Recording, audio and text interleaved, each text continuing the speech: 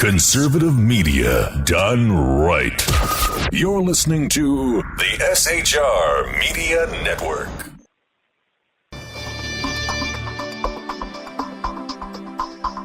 I'm Jason Miller. Tonight on the Evan Miller Report, Iraq has formally called on the U.S. to launch airstrikes against jihadist militants who have seized several key cities over the past week. This as oil companies begin evacuating employees out of many oil companies in Iraq. Also on tonight's program, the country of Libya has condemned the U.S. raid to seize a man responsible for the Benghazi attack in 2012. Ukraine's President Poroshenko is to order a unilateral ceasefire. Also, Berghal's former roommate says he needs to be charged with desertion. All those stories and more, plus Corey Evan. Thank you very much, Jay. Outgoing White House Press Secretary Jay Carney says goodbye. A pro-immigrant group chides Hillary Clinton over her immigration reform remarks. Louisiana governor seeks to nix Common Core education standards in our continuing battle against global socialism. GM is hit with a $10 billion lawsuit in my Lawsuits Across America. And which comedian is being tapped for a Mark Twain Prize in entertainment? All that and more coming up right now on the Evan Miller Report.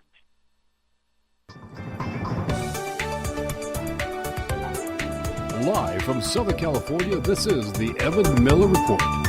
Jason Miller with news and politics, Corey Evan with business and entertainment. This is the Evan Miller Report on SHR Media and Public Press Radio. Here now, Jason Miller.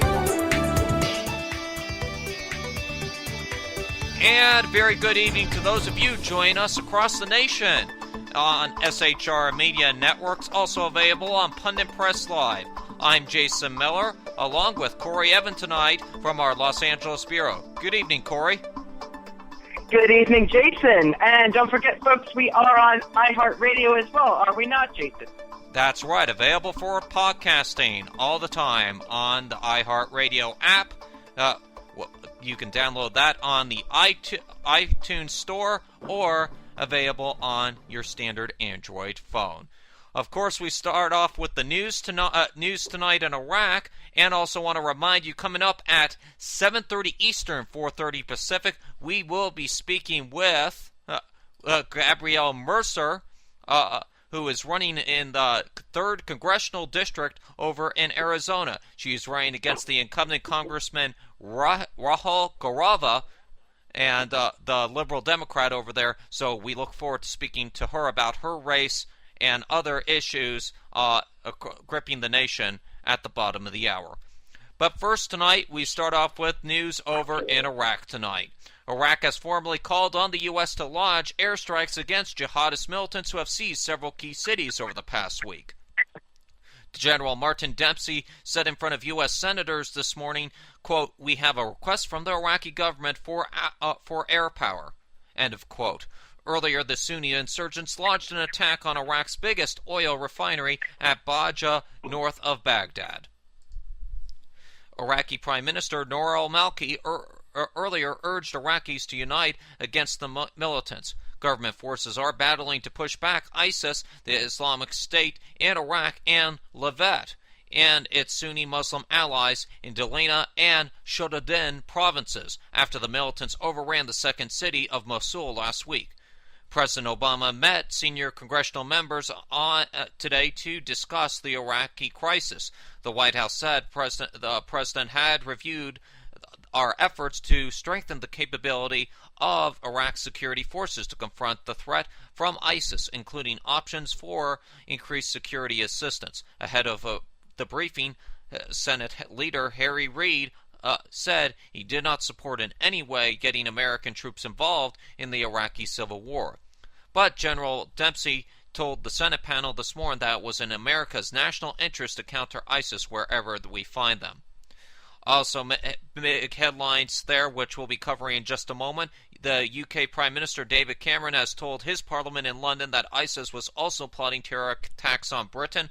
Also tonight, India has confirmed that 40 of its citizens have been kidnapped in the violence hit Iraqi city of Mosul. Saudi Arabia's foreign minister, Saudi bin Faisal, warned that Iraq faced the risk of civil war. And Turkey is investigating reports that 15 Turkish builders were abducted by ISIS on Tuesday. 80 Turks were kidnapped in Mosul just last week.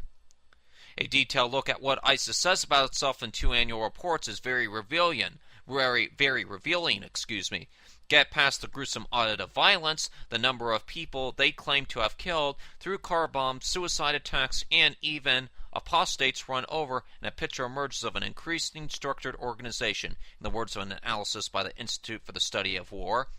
The statistics show a major ISIS focus over the past 2 years on the Nihab province, which may help to explain the Iraqi army's headlong flight from Mosul last week. More than 30% of ISIS attacks in both 2012 and 2013 were focused on in Nihab, with a particular emphasis on threats against members of the Iraqi military and intimidation of local journalists. But reports suggest ISIS has nationwide ambitions to take over large parts of the country. In the absence of a considered strategy, warn the authors of the ISW study, ISIS will become a permanent fixture in the Middle East. And as the situation continues to deteriorate in Iraq this evening, the head of Iraq's state-run South Oil Company, Jinjam Jafar, confirmed on Wednesday that ExxonMobil has carried out a major evacuation from the war-torn country. Jafar also said that BP has evacuated 20% of its personnel, saying, quote, "This message is not satisfactory for us. We are not convinced that work should be done remotely. They should be here on the ground. I assure the companies that the current developments in the country have not been affected and will not affect in any way the operations in the south," Jafar said. BP's chief executive, Bob Dunley, told our very own affiliate Pundit Press, quote, "We are very vigilant in Iraq. Non-essential production people have left, but operations continue," end of quote. ExxonMobil spokesman Richard Kell sent in an email to Pundit Press that his company does not comment on security matters. PetroChina Joint Secretary Mayo Zavas confirmed that the company has begun to evacuate non-essential staff. We got our contingency plan, but as our fields are all in the south, they are not affected yet, Sinja said. China's Foreign Ministry spokesperson Hong Chung said the Chinese government is watching the situation in Iraq very carefully. Over 10,000 people currently work for Chinese companies in Iraq.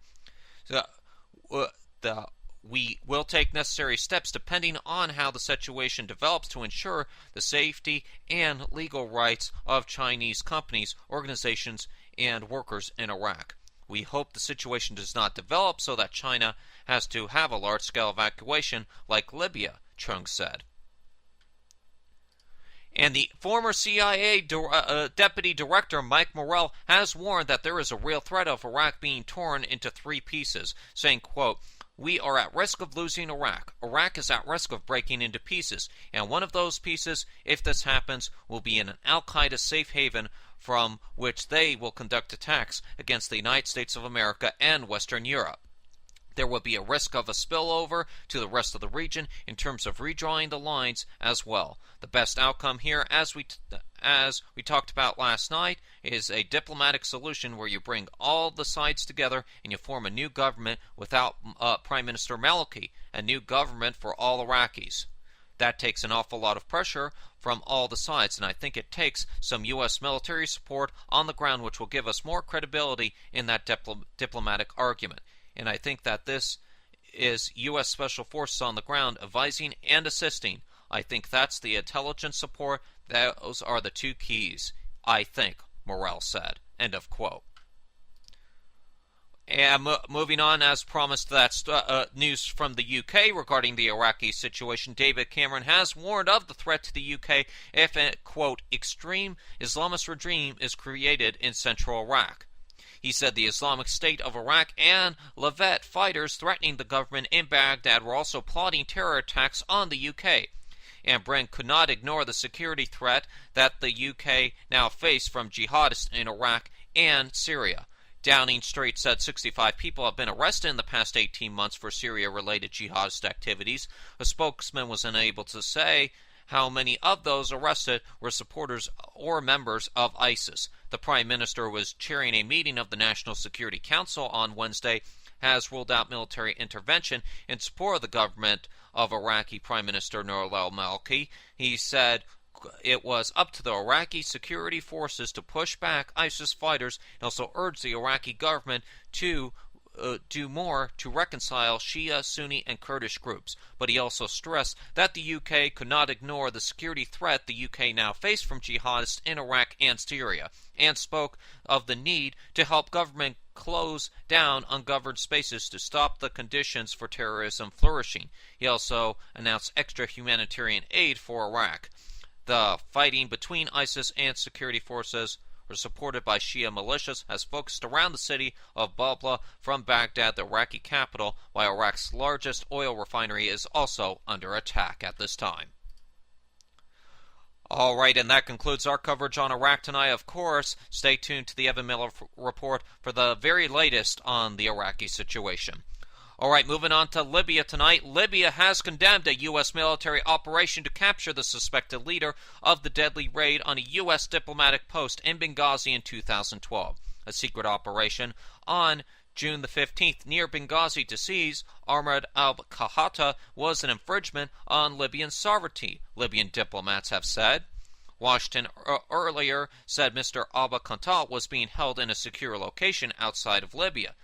Of course, most of us remember U.S. Ambassador Chris Stevens and 3 others were killed in the 2012 raid. The Libyan government condemns this regrettable infringement on Libya's sovereignty, Libyan Foreign Ministry spokesperson Saeed Al-Shweed said on Wednesday. Meanwhile, Justice Minister Salih Al-Marg said Tripoli had not been informed about the U.S. operation in advance.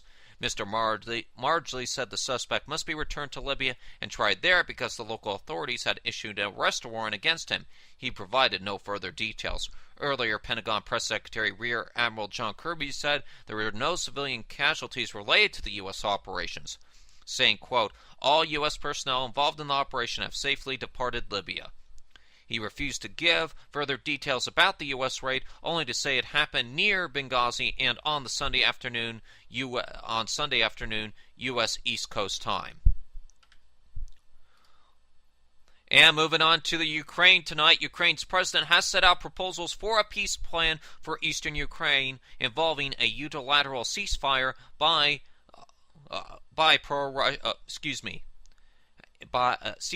government forces.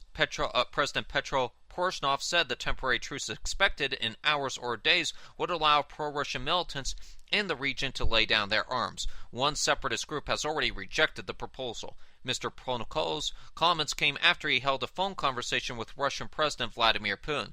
They discussed the solution to the crisis in eastern Ukraine, where pro-Russian rebels are battling government forces. More than 30 gunmen were killed and wounded in fighting near the town of Shunustek in the Luhansk region on Tuesday, a spokesperson for the government's anti-terrorism operation said. Kiev also said that 147 Ukrainian military personnel have been killed and 267 injured in fighting since March. UN human rights investigators say the security situation in Donetsk and Luhansk regions has deteriorated significantly over the past month. A report revealed a rising number of abductions and killings, with civilians increasingly caught in the crossfire and thousands forced to flee the violence. Meanwhile, Ukrainian's Interior Minister Arsnov Ashkov said an explosion at a major pipeline in central Ukraine was caused by a bomb. He said the explosions have placed under a concrete support at the Yernov-Pavlo-Ishgrad pipeline. No one was reported injured by the blast. Europe and Russian companies said gas exports were not affected by Tuesday's pipeline explosion. Speaking at a graduation ceremony at the National University of Defense in Kiev, Mr. Pornoskov said a brief truce will be introduced to allow Russian mercenaries to leave Ukraine. The peace plan begins with my order for a unilateral ceasefire, Mr. Pornoskov announced today. We expect that the disarmament of military groups and restoration of our order will take place right after it. End of quote. The president added that his peace plan would have 14 points, including the closure of the Ukrainian-Russian border and changes to the constitution to give more power to the regions. A presidential spokesperson has told the BBC the ceasefire could be announced in hours or days, but gave no further details. But Denis Pushkin, one of the leaders of the self-declared Donetsk People's Republic, a breakaway area which asked to join Russia, rejected the proposal for the rebels to lay down their arms, according to Russia's TV channel Donestog. Mr. Pozhdov also said Russia was waging a new type of warfare with the use of professional subversion groups and volunteers. The Kremlin confirmed that Mr. Pozhdov and Mr. Putin touched upon the issue of a possible ceasefire during their talks on Tuesday, but gave no details. Meanwhile, Russia says it has lodged a criminal investigation into Ukraine's interior minister and a local governor over the killings of civilians and journalists. Mr. Onostok and Igor Kolmosky, governor of Dnistrop, are accused of organizing military operations, including rocket strikes in cities such as Donetsk, Silvost, and Mariupol, has left more than 100 dead, Russian state media has said. All right, gonna go ahead and send it over to Corey Evan, and he has some of the day's other news. Corey, take it away. Thank you very much, Jay. And speaking of Jays, I'd like to start off with a Jay of the White House's very own, or was one of their very own. Departing White House Press Secretary Jay Carney marked his final press briefing for behind the White House podium Wednesday as he prepares to step down from the job on Friday. Carney thanked President Obama, White House staff, and the press one final time. Quote, "I don't ever expect to be in a position again to be a part of something that has at least the potential to more good for more people, and that has been a very special thing indeed," he said. According to Time Magazine, a former Time Magazine Washington bureau chief, Carney was previously the communications director for VP Joe Biden. Carney's deputy, Josh Earnest, will begin regular briefings from the podium Thursday. He will assume the post officially on Friday, when Carney will present him with the ceremonial black jacket and the password to the @PressSec Twitter account. White House Chief of Staff Dennis McDonough entered the briefing for Carney's final answers and thanked the outgoing administration officials on behalf of the president. Quote, "We are going to miss you dearly," he said before hugging Carney. Aw, it's a Kodiak moment, is it? Yeah, forget about that. Besides, I've got a bigger fish to fry, and her name is Hillary Clinton. According to Politico, an immigration advocacy group is dinging Hillary Clinton over immigration-related comments the possible presidential contender made this week. United We Dream blasted out a statement on Wednesday asking whether Clinton, a Democrat, stands with President Obama, whom it refers to as the deporter-in-chief, or as we like to call him, the Constipation of America, or our families, and derided recent remarks from Clinton as muddled. But if separating children from families is not who we are as Americans, then Hillary Clinton should join other Democratic leaders in calling on President Obama to take executive action to provide relief and reform for families still under the threat of deportation, urged Cristina Jimenez, managing director of the organization, in a statement. On Tuesday, during a town hall meeting hosted by CNN, Clinton expressed support for comprehensive immigration reform. But she also said, with regard to children who attempt to enter America without their parents, quote, "We have to send a clear message that just because your child gets across the border doesn't mean your child gets to stay. We don't want to send a message contrary to our laws or encourage more to come," unquote. The statement from United We Dream, however, zeroed in on her remarks that the numbers have been moderating when asked about immigrant families, being separated due to deportation policies. That comment, the organization charged, quote, "is at odds with the realities faced by too many of our families," unquote. Jose Antonio Vargas, the prominent journalist turned immigration activist, also weighed in, tweeting, quote, "Dear at Hillary Clinton, there's no defending at Barack Obama's deportation record. If you were in at White House now, what would you do? Hashtag immigration. Hashtag take action. Hashtag do something about it. Hashtag thank you. Hashtag moving on." According to Time Magazine, we have an item now, this is an item in our continued battle against global socialism.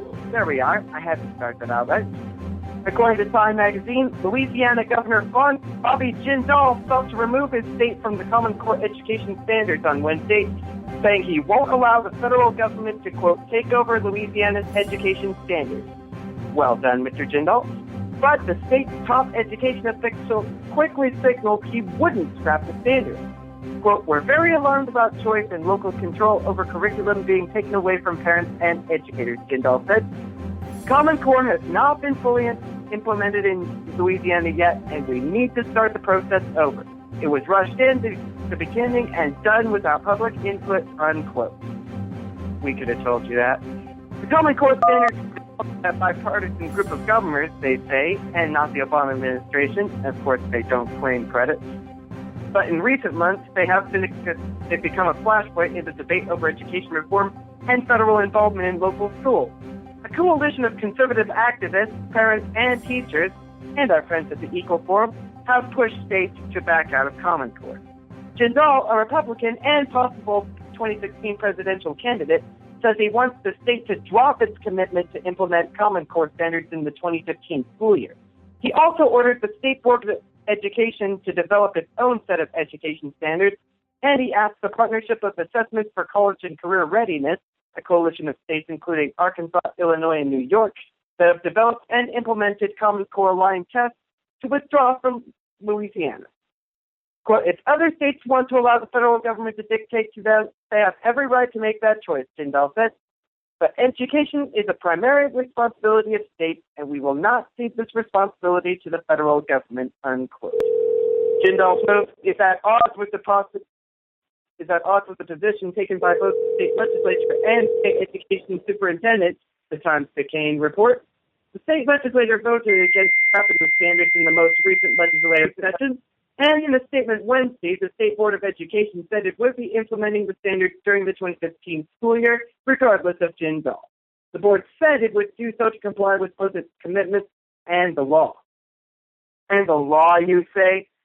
Come on. Common Core is clearly a violation of the 10th Amendment, because even though the Obama administration is not claiming any credit to it, we both know here at the Evan Miller Report that they do have a hand in it by enticing states to sign on even before the standards were written, by promising them more money for doing so. And that is why that has made it into our list of that is why it's on our list of evidence against global socialism. So, will we be able to restore sanity to public school? Will Jindal make it to the ballot for the 2016 election? And when did 2 + 2 become 5? Find out next time in our continued battle against global socialism. Thank you very much, Corey. All right, so back to you then? Yes, absolutely. We're going to take a short break. When we come back, we're going to have Gabrielle Mercer. She is running in Arizona's 3rd Congressional District, and she will be joining us on the program. We're going to take a short break on the program and be right back after these messages. Conservative media done right. You're listening to the SHR Media Network. You're listening to the Evan Miller Report on SHR Media and Pundit Press Radio.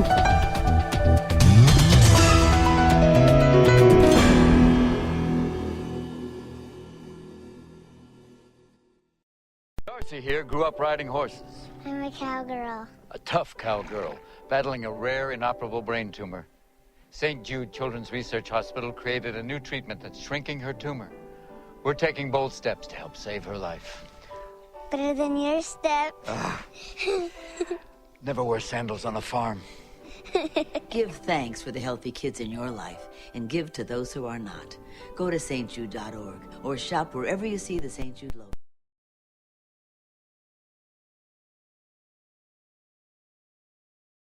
Some of America's bravest warriors are returning home wounded. Here's one of them. My name is Norberto Lara. I served for 11 years in the United States Army. While I was on a combat patrol in Baqaba, Iraq, a rocket-propelled grenade took my arm off at the shoulder. When I came home, I felt alone. My family was around me, but I couldn't talk to them about what I'd seen and what I'd done. I remember just thinking, man, the way I am right now, I don't want to live. I was discharged from the Army, and I've been working with the Wounded Warrior Project since 2007. don't have to be severely wounded to be with the Wounded Warrior Project. We do have a lot of guys that have post-traumatic stress disorder. Being able to share your story, I guess it kind of helps you wrap your mind around what did happen over there. Just because you have left the military doesn't mean your life is over. Because when these guys are coming home, I'm kind of leading and training them instead of for combat. I'm leading and training them to heal. If I come away with anything from Wounded Warrior Project, it's them giving my life back. My name is Norby, and yes, I do suffer from post-traumatic stress disorder, but I'm okay. Don't suffer in silence. Contact woundedwarriorproject.org.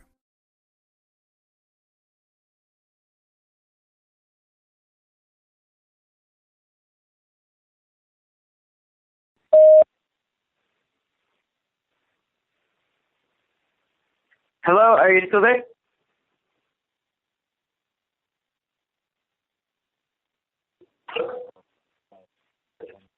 Yeah, I heard that. At St. Jude Children's Research Hospital, our discoveries Apparently, have whenever helped you childhood make cancer calls, survival I rate can from hear. 20% to 80%.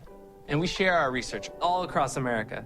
I'm 80% sure I'll spoil my kids. I'm 80% sure I'll break boys' hearts.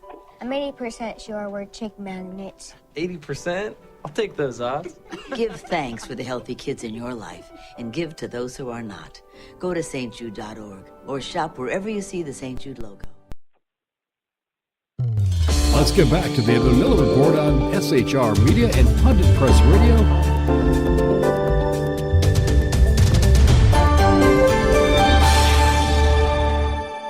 And welcome back to the Evan Miller Report. Jason Miller here. We're still trying to get Gabrielle Mercer on the line, so just bear with us as we are still trying to do that. I'm going to go ahead and send it back to Corey Evan, and he has a slight wrap on today's business news. Corey. Thank you very much, and I most certainly do have a wrap on today's business. The Dog picked up, 98 points today. This is more of the kind of games that they like to show us. Closing at 16,906, the NASDAQ picked up an extra 25 points to end at 43.62, and S&P 500's numbers, they picked up just shy of 15 points. It was 14.99, or as I like to call it, close but no banana, to close at 1956. So, pretty good day in business. Speaking of business, Apple has announced a perfect entry-level iMac with a price tag of, get this, $1,099. According to Techie News out of UK, the new entry-level iMac will feature a slower processor and less storage space, but it will be $200 cheaper than other variants. The $1,099 iMac will be powered by the less powerful 1.4 gigahertz dual-core Intel Core i5 processor. It will have 8 gigabytes of RAM and 500 gigs of storage. There's a downgrade in the graphics arena as well, as instead of the Intel Iris Pro graphics, the new iMac will have Intel HD Graphics 5000. Apple's not going to offer a whole lot of upgrade options for this guy. Users can opt for better storage. A terabyte of hard drive will cost an extra $50. A terabyte Fusion drive will cost an extra $250, or a 256 gigabyte flash drive will cost an extra $250. Apple calls the new iMac as, quote, the perfect entry-level Mac desktop. By considering the limitations in lieu of the You small have exceeded maximum voicemail duration. Your message will be deleted unless you press 3 to save it. It's something that To doesn't listen to your exactly message, sit well press with 1. Techie To erase News. and re-record, And press I'm not 2. so sure To if I can send, take it press back 3. and get To before send this it message as as well. urgent, press But 4. we do run off Please of enter your Mac products selection now. here, at least on our news side of things. So we will keep an eye on this, and if we find other options for you, we'll let you know here on the Evan Miller Report. And GM is coming onto... Oh, sorry. I hadn't finished yet, Jay. Oh, go ahead. Please I finish. have one more bit of business. And I finished with a bang today. Mary Barra had a tough time Wednesday convincing Congress that GM is changing fast enough to make safer cars. According to CNN, the automaker's... All right, stand by, Gabby, please. All right, folks, Okay. we're going to go to Gabrielle Mercer in just a moment, but first we'll finish up with Corey in just a moment.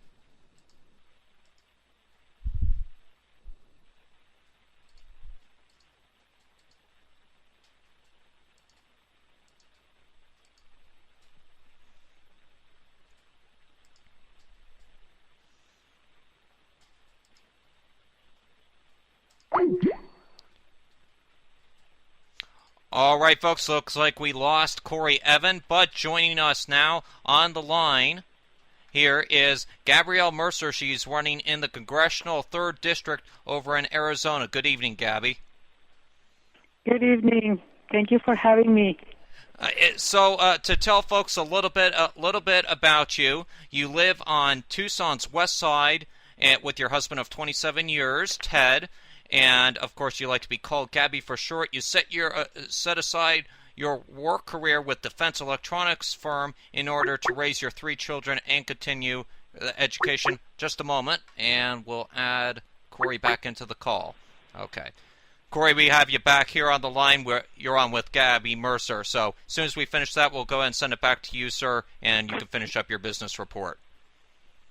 You got it. Starring Obama and his interception of my call. Okay. All right. Still with me, Gabby? Yes. Yes, okay. So, an interesting story. You legally immigrated to the U.S. from Mexico in 1986 in order to live in this nation full of opportunity and constitutional protections of individual liberties. So, so my question right to you from here is, why do you want to run for Congress, and why do you want to join the establishment Republicans in Washington, D.C.? Oh, my goodness. Well, I don't want to join the establishment Republicans. Well, let me rephrase that question because it was sort of a trick question here. Why would you like to join the likes of the establishment that are running things over in Washington, D.C.? Well, the reason I decided to run for office is because I have been learning about our founding fathers. I have been learning about our republic, which is not a democracy as a lot of people refer to the United States as a democracy. We are a republic, and we have a form of government that is a representative form of government, which the people in Washington have forgotten what that is supposed to mean. They're supposed to be public servants. They're not serving us. They're not representing us. Especially the men that I am challenging in November. It's just I am just a concerned citizen. I have the desire to run, to represent the people in this district, to bring common sense into the district. Businesses are suffering. Families are suffering. The government keeps talking about creating shovel-ready jobs, and I have always said the government does not create jobs. The government creates bureaucracies, and they want to keep the people that work for the government dependent on the government, therefore creating more and more bureaucracies. And that's not the way our founding fathers intended for our government. Gabby, are you still with us? Can you hear me? Yes, I could still hear you. Okay, thought we lost you there for a second. Sometimes these communication lines are a little bit sketchy, but but you're bringing up some big points, especially your opponent Ronald Gravel, who has been in his seat here for the past 10 years, was supportive of the Affordable Care Act, or is known here on the GOP side as Obamacare. And he supports the environmentalist, global warming, or as we like to call it here on this program, global socialism here. Now, I'm not from Arizona. What are some of the things that are gripping the 3rd District? You mentioned jobs, employment that are an issue. What has your opponent done for the jobs and the economy? I'm reading his website here, and he's saying he wants to improve and maintain our infrastructure, roads, schools, public transportation, by building a new energy and environment-savvy economy. So that may seem to people who are not in the political establishment or political well-minded, that may sound good to people. What do you have to offer when he's offering this?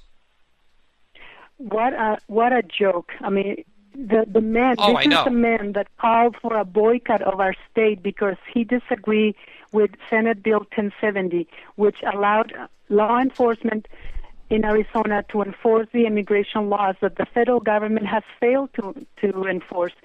And instead of him fixing the problem from the Hill and taking care of the immigration issue, he calls for a boycott of our state. And he cost us 27,000 jobs. And guess what? He said, don't come to Arizona. We're racist. Any sports venues, artists, singers, don't come to Arizona until we fix this problem. Excuse me. Who comes when you're traveling, when you go to a hotel, who does the cleaning of the hotels? Who does in the service industry? Mostly Hispanics, and this district is heavily Hispanic, and he just disregards the people that work in this district, and he calls for a boycott. I mean, it was just crazy and totally nuts. And it took him a year to finally apologize, to say and to admit that he had done wrong. Yes, and you know what? On top of this, he's supported on some of the most liberal groups out. You got MoveOn.org. You have the UFCW, which supports liberal candidates everywhere. So this guy's been in here 10 years. So talk about being your career politician. He's been in there a while, certainly. And then, of course, he wants to. You guys have oil to drill here in the United States, and I'm not speaking Arizona, I'm speaking United States in general. You have states like Texas, you can drill oil. We have states here on the coast of California that we can drill, and your opponent is opposed to that. And we have gas prices, at least here in the state of California, last time I checked, are $4.05 a gallon here in the state of California, and then we have the deteriorating situation over in Iraq, and are evacuating ExxonMobil as we speak. Oh my goodness, I feel for you guys. Yes. Here in Arizona, we still have still decent prices, is still more than what we should be paying, because the EPA was supposed to was created to take care of the environment and certain things that mining people are supposed to take care of the environment. And the United States is the only country in the whole world that cares about the environment. Nobody else does. We have regulations and all the red tape, but that comes at a price, because Arizona, for instance, we are known as the copper state. For some reason, God bless this state with tons and tons of copper deposits. So we have a lot of mining here in Arizona, especially down in District 3. Grijalva is totally against mining, even though that is a huge economic engine in Arizona. There's one particular project, the Rosemont Copper Mine. They have been going through all the permitting processes, the BLM, public hearings, all of those things for 8 years, and they still have not been able to break ground.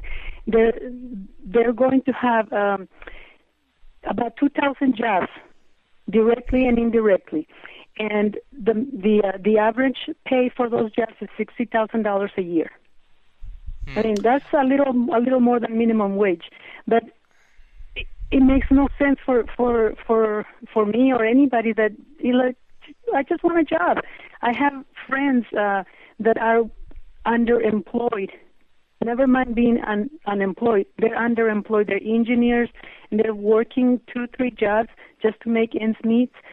But we have a mind that is trying to create jobs, and including the local government and Grijalva, they're opposed to this mine because it's going to mess up with the environment. It's going to create problems for the some quote-unquote endangered species. It's like, wait a minute, since when do we care more about a snail or a desert lizard than people losing their homes and not being able to provide for their families?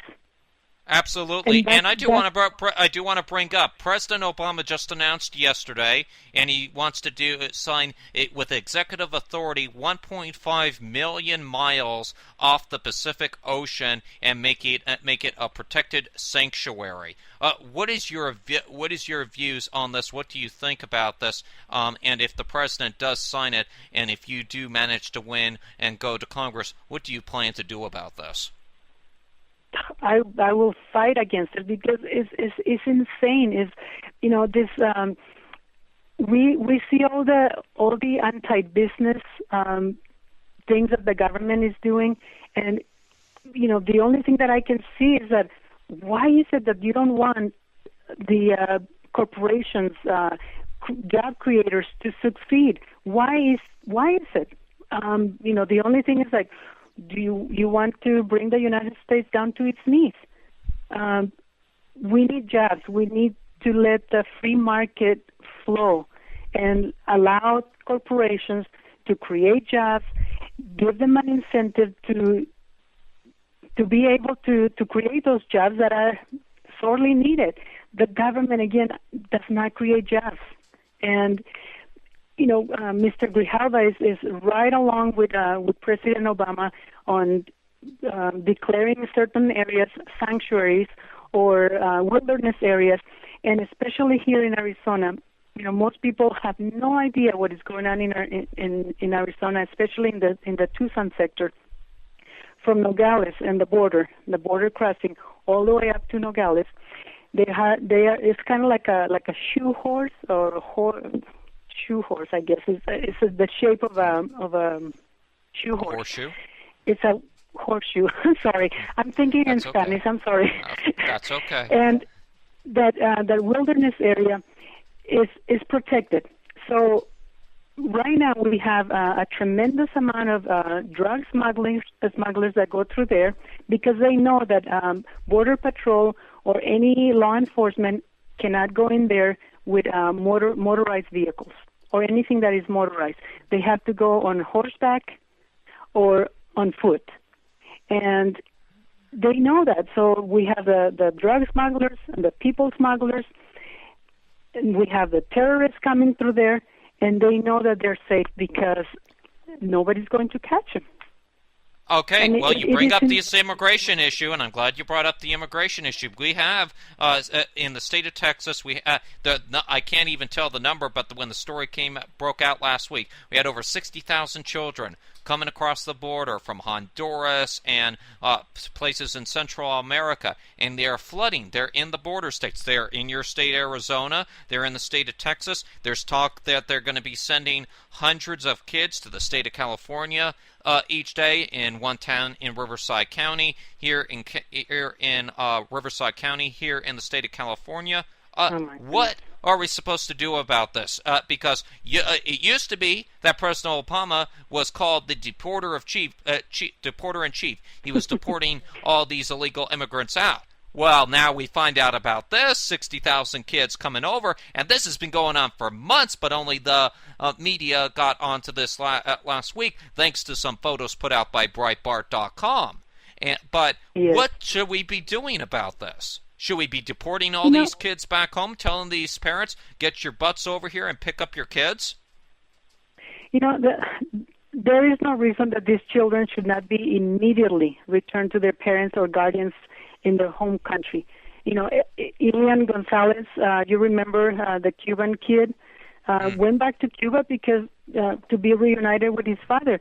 These children should be sent back for the same reason. Children belong with their parents. It's that simple. But for some reason, all of a sudden, the government says, we need to turn these children to Health and Human Services, and it is the law. Excuse me? This is an invasion. These children are being used by Central American governments to test the Obama administration to see if our immigration system is truly in a state of collapse. The worst part is that they have not found. They don't know what really is happening. Nobody has addressed or mentioned anything about intelligence. We work with intelligence agencies around the world. We give assistance assistance in billions of dollars, so we know when things like this influx is going to happen before it actually does. Apparently, we either did not receive the intelligence or the administration chose to ignore it. Well, you're in a border state. You're running for the House. What will you do about this? Because it's clear your opponent is supporting President Obama in this. If you happen to win this seat, what will you do in your own state about this issue? What do you think needs to be done? If I was president, if I was, well, we can go that route. That's fine. No, I can't run for president. I was born in Mexico, and I have the birth certificate. I'm speaking satire, ma'am. I'm almost only being sarcastic. I know, me too. But if it was up to me, I would say, excuse me, these children belong to their parents. I don't know where their parents are, but we need to identify where they're coming from and send them back either right here in the United States, send them to their embassies, or send them back to their country of origin. As simple as that. It is not our responsibility. I am sick and tired of hearing that this is a humanitarian issue. It is not. It is not. These people are not thinking about the dangers these children will encounter or have encountered. They have no regard for their human rights, and I'm sorry, they need to be sent back. And I totally agree with you 100%. Another big issue that is, and we speak of human rights, is the marriage issue. The National Defense of Marriage Act was struck down earlier this year, and many states have joined in allowing gay and lesbian marriage in their states, or in defeating the homosexual marriage bans in their state have been defeated by court rulings in the judicial system. And I have to say it, Gabby, our social system here in America and our moral values have really took a turn for the worst in the past 10 to 15 years.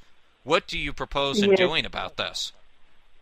Yes, it has, and it is in my opinion, it is a moral issue. It is a spiritual issue, and I don't want to shove down my Christian beliefs on anybody, but bottom line is that we've known for the last 5,000 years that marriage is supposed to be between a man and a woman, and one of the main things is to procreate, to have children. You hear all the arguments of a gay couple can adopt. Oh my goodness, it is not the same as having a mommy and a daddy. It's just not the same.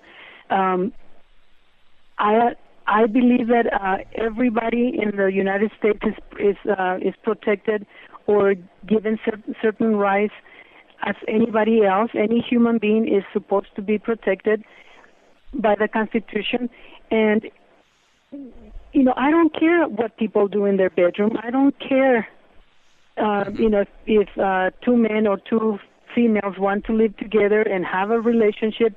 It's none of my business. But please don't call it marriage. It is not marriage.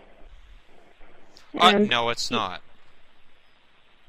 Yeah, you're absolutely right. No, it's not. And the judicial system, we are really losing control of the judicial system as we know it here in this nation. We probably can't do much because the Senate is controlled by the Democratic Party. Obama proposes these judges. But, what can we do in our own states to fight this? To fight this global socialism that the Democratic Party is shoving down our throat? That's a very touchy subject with when you talk about the life appointment judges and all of those things that it shouldn't be that way. That's not what our founding fathers intended. But it is our fault. It's the people's fault because we have allowed it to happen. When the Supreme Court or the Ninth Circuit judges come up with a brainy idea or ruling or whatever you want to call it, it is just an opinion. It is not the law. Only Congress makes laws. The Supreme Court doesn't make laws. It's not supposed to make laws. The Supreme Court is just a branch of our three branches of government. Neither of those three branches are supposed to have absolute control. And right now we see that judges are legislating from the benches, which they're not supposed to, and we the people are like, oh wow, what can we do about it? Well, we need to educate ourselves first of all, and we need to demand that our elected officials do not accept any of those premises, because it's not supposed to be that way. But until we, the people, are informed and educated about self-governance and how to delegate our authority to the government, nothing is going to change. Nothing. And I'm frustrated because I have trusted, certain elected officials, and then they turn around and do just the opposite of what they quote-unquote promised on their campaign. And those are the ones that we need to hold accountable. But we don't. Now, you're from Mexico. You came over with your family in 1986. You come from a very socialist country over in Mexico. Tell people, because you've experienced this global socialism firsthand, and you came over here because of that. Tell people what you went through before 1986 over in Mexico. I want to give you some time to tell a little bit about yourself, your life story, and why you decided to come to America, and eventually become an American citizen. Well, Mexico is somewhat of a soft socialist country. We don't have a lot of quote unquote social programs for people. In Mexico, I'm sorry, if you don't work, you don't eat. We don't have a welfare system. There is a form of socialized medicine that most people have no desire of going to using those quote unquote services, because they're barbarians. Most people in Mexico, and that's one of the things that I like to point out to people when we're comparing Obamacare and Mexico socialist medical care, is that in Mexico, private practice thrives because most doctors have private practices. With Obamacare, doctors are not going to be allowed to have private practice, and that's the big difference. So I guess if we're talking about a socialist, that's one of the socialist things that I can remember from Mexico. The other thing is that government is corrupt in Mexico, and for 70 years, one of the political parties was in power, and then all of a sudden the PAN, which was the most conservative party, got into power, and guess what? They did not make any changes. Things continue being corrupt. There has been several presidents that tried to fix the problems, but it's just ingrained in the people. Corruption.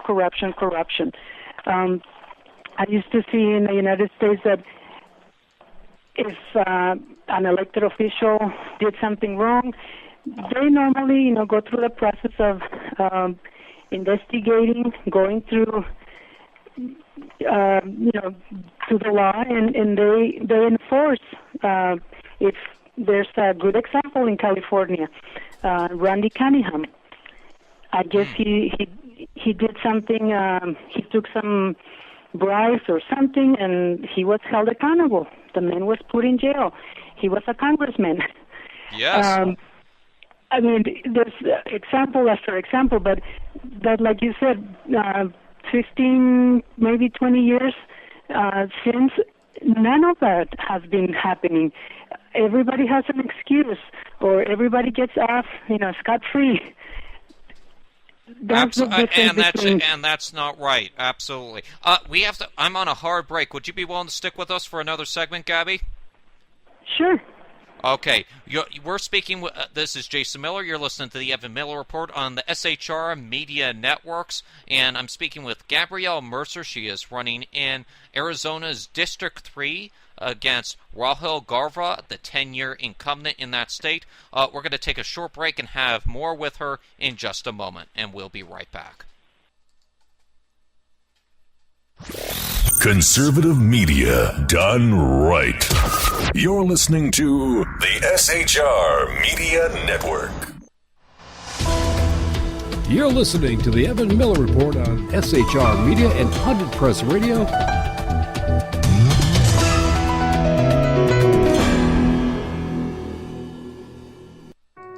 In a moment, cancer changed our lives forever. We were told nothing could be done to enjoy these final moments together. But in that moment, when all seemed lost, St. Jude Children's Research Hospital gave us hope. Because at this moment, St. Jude Children's Research Hospital is saving lives with pioneering research and care. We're changing the way the world treats childhood cancer by sharing our discoveries with doctors and scientists everywhere. And we'll never have to pay St. Jude for anything, ever. At this moment, she wants to be in her own bed. I want to be back at school with my friends. I want to be outside playing. Please take a moment and join St. Jude in finding cures and saving children. Visit stjude.org. Conservative media done right. You're listening to the SHR Media Network. Live from Southern California, this is the Evan Miller Report. Jason Miller with news and politics, Corey Evan with business and entertainment. This is the Evan Miller Report on SHR Media and 100 Press Radio. Here now, Jason Miller. And welcome back to the Evan Miller Report. Jason Miller here with you along with Corey Evan, and we are back with our guest, Gabrielle Mercer. She is running in Arizona's District 3 against Rahul Garva, who has been the incumbent congressman in that district for the past 10 years. And welcome back, Gabby. Thank you for sticking with us for another segment. Thank you, Jason. Thank you. Okay, the name is Raúl Grijalva. Rahula. See, I don't know my Spanish, so thank you for... I know, it's a tough one, Raúl, because you have to roll your R's, and then Grijalva. Rahula. There you go. There you go. All right. Well, Spanish was not my first language in going to college. It was English, and I'm for English being number one language in this country. No offense to our Spanish listeners, but hey, you live in America, you should be speaking English. I don't have any problem with that. When I applied to become a naturalized citizen, I had to go through the process of I had to read, write, and speak English. I'm sorry I cannot get rid of this accent. I don't know what to do about it, but I can write, read, and speak it. Hey, you know what? If you can write and you can speak English, that is fine. That is fine with me. Some people have accused me of speaking with a British accent, but that's just because of my constant viewing of the BBC. So that I watch a lot of international news these days. So, and speaking of international news, I want to get your opinions on what is going on internationally now on a couple topics. More predominantly right now, what is going on over in Iraq. President Obama, of course, decided to pull our troops out in the beginning of his first term, and made it his promise for his 2008 campaign that he would pull all our troops from Iraq and end that war. But now it appears that Al-Qaeda is slowly taking over that country. What is your views on this, and how should the U.S. be handling it, or should we even be getting involved at all? Jason, I am a military mom. My daughter is a staff sergeant in the Marine Corps. She has been to Iraq and Afghanistan, and the way our government or this administration is handling the war against terror is not working. Why are we sending our young men and women to die and to not allow them to do their job, to not allow them to engage? The rules of engagement are insane. It's like a death threat. Just go over there so you can get killed or you can get blown up. If we are not going to send our troops over there to win the war, don't send them. How's your daughter take it? She's in the military. How does she take it? Have you talked with her about this? And how does she personally take this? Because obviously she probably has lost people who she has served with close to her in that state. Does she think that we need to go over there and help the Iraqi government fight against these? And of course, there's a lot of American blood on that ground. Yes. Who have died over there. What's her thoughts? Her thoughts. Even when she was deployed, she shared with me one time. She said, "Mom, we're here spending money, spending life, losing a bunch of my brothers and sisters, and we're not allowed to do certain things, to engage the enemy, and we know they're the enemy. We have the intelligence, and here we are spending money, building soccer fields, schools, helping people start businesses to win their hearts and their minds." And she said, "Mom, we will never win their hearts and minds. These people hate us. These people are still in the dark ages. They're barbarians. They don't want democracy. This is their way of life. It has been for since the beginning of time, and we should leave them alone."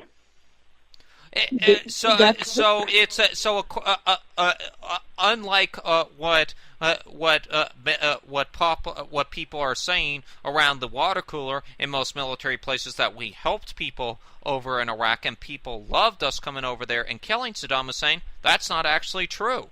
At this particular point, these people actually hate us. They don't want us involved in their country or their politics. Exactly. There was some people that were grateful because Saddam Hussein was not a good. He was a benevolent dictator, I guess. He kept the peace to a certain extent, between the Sunnis and the Shia. But the bottom line is that we should have never gone to Iraq. We should have gone to Iran. All of a sudden, we see all this insurgency taking over, and it's because now Iran, because I don't know if you know the Shiites and the Sunnis. Right. Iran and Iraq, they have always been fighting because during Saddam Hussein's ruling, he was in control, and he kept the Shiites under control, and the Iranians, because they're 95% Shia, Muslim Shiites, they didn't like Saddam Hussein. So now that Saddam Hussein is gone, and the new leader, Nouri, whatever his name is, Nouri al-Maliki. Yes. He's got it right the first time. He's a Shia. Yes, you do. He's a Shia Muslim, and so now he's getting help from Iran, and Iran is the one that is the biggest threat in terms of the nuclear. Nuclear Iran is just a matter of time. It's going to happen. And what are we going to do? Are we supposed to be, helping? Like I said, if we are not allowed to go over there and win the war against terrorists or against this oppressive governments, why are we there for? Why are we sacrificing our young people and wasting money on a stupid war that we're not going to win. Okay, now some people might say, "Hey, we have strategic interest out here." I'm going to play the devil's advocate here for a moment, because some people say, "Hey, we have our U.S. embassy over there. We have people on the ground. We have open businesses. We have certain contractors who have moved over there. We have oil over there." And of course, the Democrats' classic line during the Bush administration, when the Bush administration was fighting this war, was that this was the war for oil. Now, it's true we do have some oil interest over in the Middle East, but we really don't have that much over in Iraq. But to those people who say, "Hey, we have interest over there," what do you say to them? Is that what we're paying $3 or $4 a gallon for gas? I don't think so. It's classically put. It just doesn't add up. Yeah, absolutely. It doesn't add up. You know, and really, the more we buy foreign, and the more oil deals we make, shouldn't our gas prices be lower? Yeah, I think so. Yes. Why am I paying $4.05 a gallon here in the state of California? And of course, it's $3.89 in some places, but that's not too much. That's about a 10 or 20 cent difference when you're going at the gas pump, especially when some people are only working President Obama's new part-time of 32 hours a week. How are they able to put food on the table and be able to pay $45 or $50 to fill up their tank?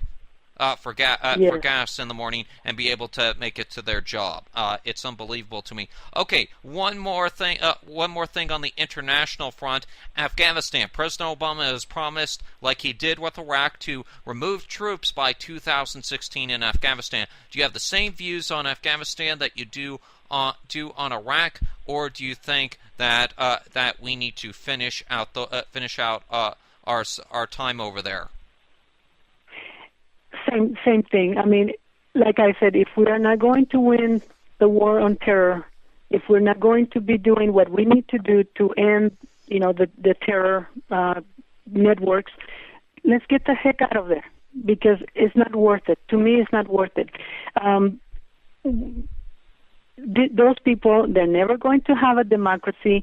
They will always be tribal. They will always be involved in tribal warfare among themselves. And the bottom line is, what's his name? Thomas Jefferson. He put it so eloquently. He said, if a nation expects to be ignorant and free in a state of civilization, it expects what never was and never will be. In Afghanistan, the total population, 28% is illiterate.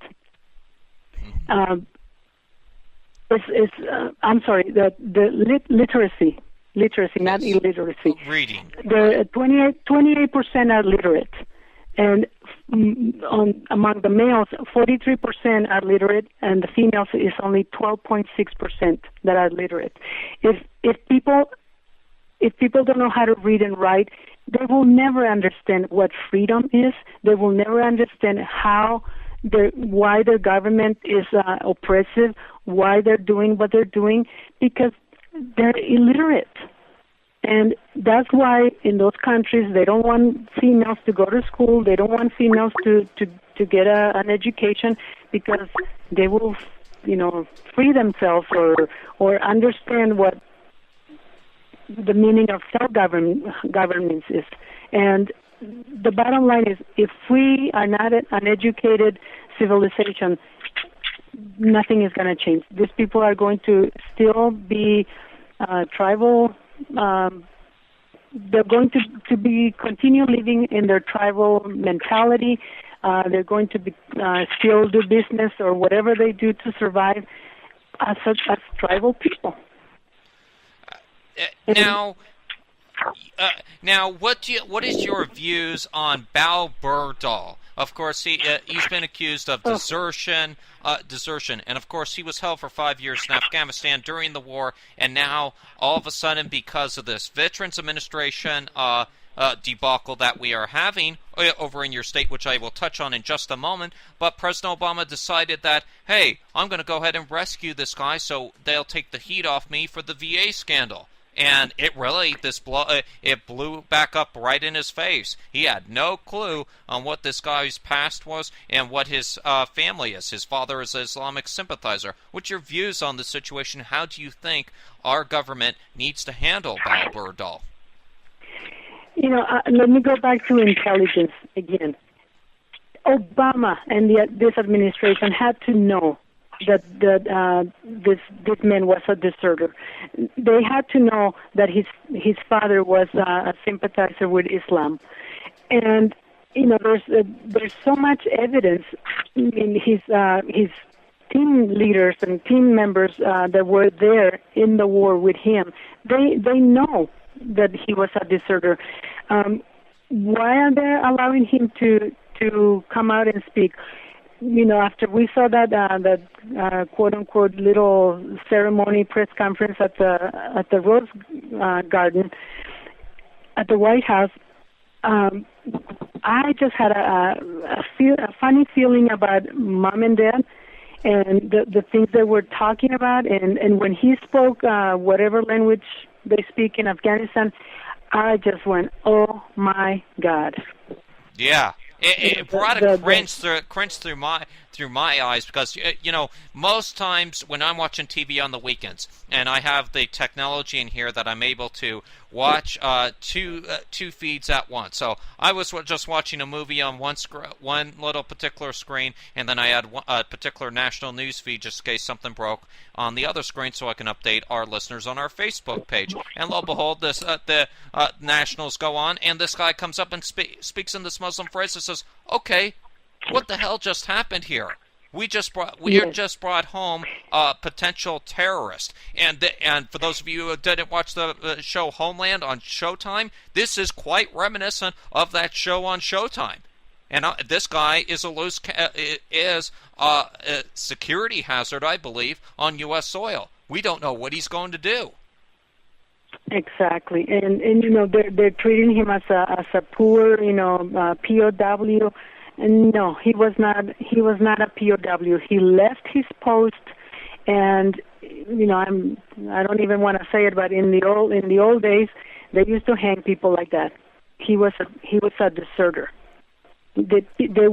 People were shot in the back when they left their post, if found. And here we are treating him as a poor POW. To me, this is a slap in the face of all our young men and women that have gone to fight this stupid war, and they have come back missing limbs, with brain damage. I mean, it just infuriates me. I don't know how to verbalize what I feel in a ladylike manner. Infuriates me.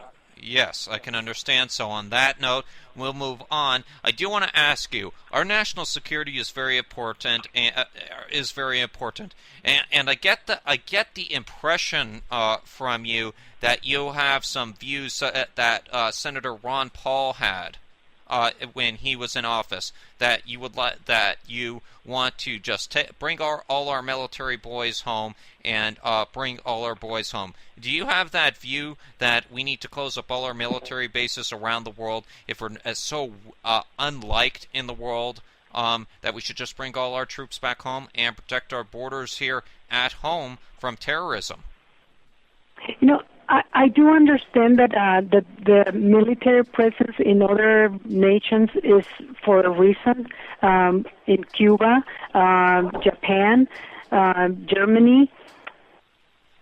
I don't believe that we should bring all of them back home for whatever reason that we need to keep an eye on our enemies, I guess. But I don't believe that we should be jumping in again on wars that we are not. I'm saying not allowed. Yeah, not allowed to win. But if we are not going to allow our young men and women to exercise what they have learned, to do war, to win wars, why send them? Why get involved in foreign wars? If a lot of people say, well, if we don't fight them out there, we're going to have to fight them here. Just try, just try. I don't believe that. I'm sorry. Go ahead, please finish your point. I just, if we would do with other countries what we did in Japan, for instance, Japan, we destroyed their 2 cities, right? But they respected us because we meant business. And the reconstruction of Japan, they appreciated that, and they said, hey, the Americans destroy 2 of our cities. That was, horrible. But I have never, ever heard or seen a Japanese national that hates America. They actually respect America because they knew that, what they were doing was wrong, and they were loyal to the. Okay, just a moment, Gabby. If you would, if you just wait just a moment, I want to tell my co-host Corey Evan, if you're doing something in the background, can you please mute your microphone, please, because you're disturbing the conversation between Miss Mercer and myself here on the air. If you can do that, please. Thank you. Okay, Gabby, please continue. Okay. What I was saying is that we have to understand the difference between Japan, for instance. We were not involved in the war until Japan attacked us. We decided, okay, we have to defend ourselves. We destroyed 2 Japanese cities, and in spite of that, the Japanese respected and still respect the United States because we helped them with their country. We helped them with their reconstruction, and Japan doesn't, they're not interested in getting involved in wars. Absolutely. But the difference between these countries that we have gone and tried to help them establish democracy, they don't want democracy. It's a totally different set of standards, morals, ethics, total different way of life. And why are we going over there trying to impose our ways? We shouldn't be doing that. Absolutely. All right. What are some of the things you want to do in Congress? Because I've asked you a multitude of issues. What is the main reason you want to run for Congress, and what are some of the issues that are dear to your heart and that you want to cover if you can win this race in November? Right here in my district, number one issue is jobs and the economy. People are still losing their homes. People are unemployed, underemployed. They cannot survive.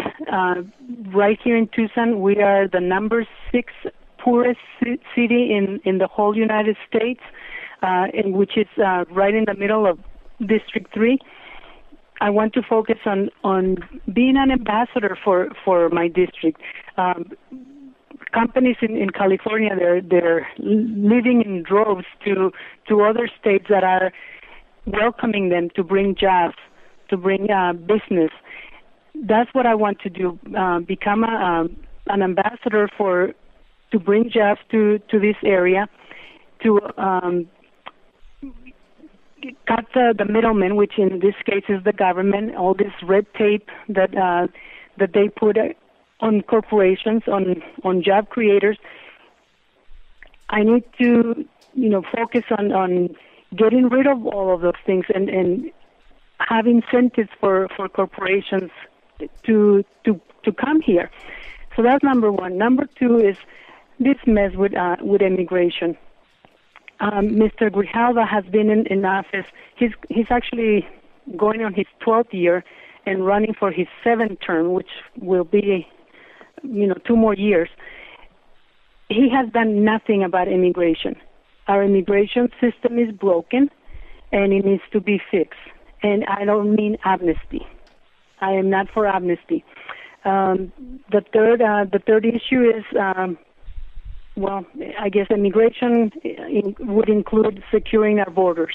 And I don't mean just talking about the border is secure, like our former governor said. The border is secure. It was just a photo op, and the borders are not secure. We are living it here. We can see it every day. Our borders are not secure, and on top of that, our border patrol agents or ICE, they're not allowed to enforce the immigration laws. So that's my number 2 issue. Number 3 issue is, it has to do with the economy again. We need to start tapping into our natural resources. Drill, baby, drill, right here. So if I can put this in a little bit more broader context, you want to take the fight and eliminate global socialism in Arizona. Yes. Well, I want to be part of the ending global socialism in the United States of Arizona. Well, there you go. Hey, that's a perfect way to put it. That's a very perfect way to put it. I forget sometimes with some of our representatives. Some of our representatives are working for the United States. They care more about the nation than they care about their own state, such as the example Eric Cantor, who ran in the 8th District over in Virginia. Look at what happened to him. And you care about your state. I've heard you. You care about your state a great deal, and I certainly wish you the best of luck on that. Now, where can people go if they want more information about you and if they want to donate to your campaign? I know we have a national audience, so if you have a race in your area that you're not supporting and you want to put your money towards someone, put it over towards Gabrielle Mercer.